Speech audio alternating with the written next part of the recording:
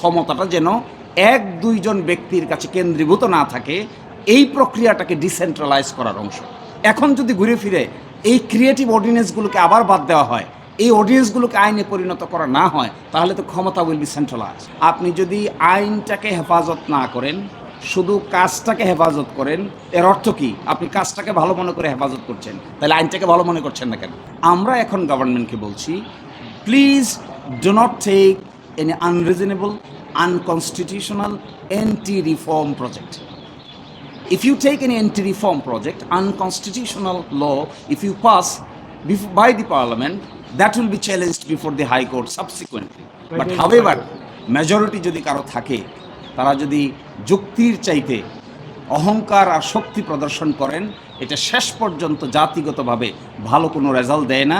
এটার প্রমাণ আমরা সকলে। আগের যে সমস্ত অর্ডিন্যান্সেস পাস করা হয়েছে, আপনাদের যদি স্মরণ থাকে, সেই দিনগুলো স্মরণ করলেই দেখতে পাবেন ল মিনিস্ট্রি প্রতিটা অর্ডিন্যান্স পাস করার আগে ওয়ার্কশপ ডাকত। তৎকালীন দিনের অ্যাটর্নি জেনারেল, তৎকালীন দিনের যারা আইনজীবী ছিলেন, তৎকালীন দিকে যারা বিভিন্ন স্টেক হোল্ডার ছিলেন, সকলের সঙ্গে মতামত নিয়ে রিফর্ম এজেন্ডাগুলো ঠিক করে বাস্তবায়ন করার চেষ্টা করা হয়েছে। আমাদের দেশে আপনারা দেখবেন সাংবিধানিক প্রতিষ্ঠানগুলোকে সাধারণত কেউ স্বাধীনতা দিতে চায় না, কারণ সকলেই ক্ষমতা হাতে কুক্ষিগত করে রাখতে চায়।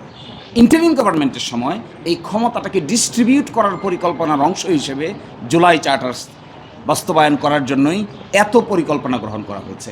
আবার যদি সেই ক্ষমতা কুক্ষিগত হয়ে এক ব্যক্তির হাতে কেন্দ্রীভূত হয়, তাহলে তো ঘুরে ফিরে সাংবিধানিকভাবে আরেকটা ডিকটেটোরিয়াল টেন্ডেন্সি ক্রিয়েট হবে। ফর এক্সাম্পল দেখেন, দুইবারের বেশি একজন ভদ্রলোক প্রাইম মিনিস্টার হতে পারবেন না। রাষ্ট্রপতি এবং প্রধানমন্ত্রীর মধ্যে ক্ষমতার ভারসাম্য থাকবে। সাংবিধানিক প্রতিষ্ঠানগুলোকে সার্চ কমিটির মাধ্যমে গঠন করে নিয়োগ দেওয়া হবে। যাকে ইচ্ছে তাকে হায়ার করা, যাকে ইচ্ছে তাকে ফায়ার করা যাবে না। এগুলোর পারপাস কি? এগুলোর পারপাস হলো ক্ষমতাটা যেন এক দুইজন ব্যক্তির কাছে কেন্দ্রীভূত না থাকে, এই প্রক্রিয়াটাকে ডিসেন্ট্রালাইজ করার অংশ।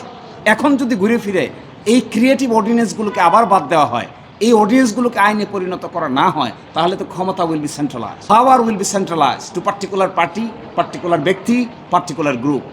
দেন consequence will be the same thing as it happened before.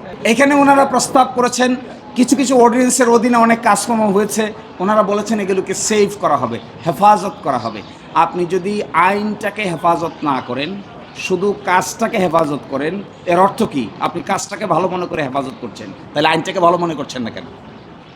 If you do হেফাজত, আপনি যদি হেফাজত করেন কোনো আইনের অধীনে গৃহীত কর্মকাণ্ড, মানে কি? দ্যাট কর্মকাণ্ড ওয়াজ গুড কর্মকাণ্ড। হাইকোর্ট ডিভিশনে বিচারক নিয়োগ হয়েছে এই অধ্যাদেশ অনুযায়ী। এই যে অধ্যাদেশটি যদি বাদ করে দেন, তাহলে এই বিচারকদের কি হবে?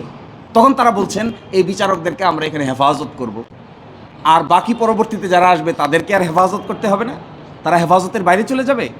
এই জন্য if you recognise a system good, if you save the activity of a particular system, you have to save at the same time the provision of law at the same time.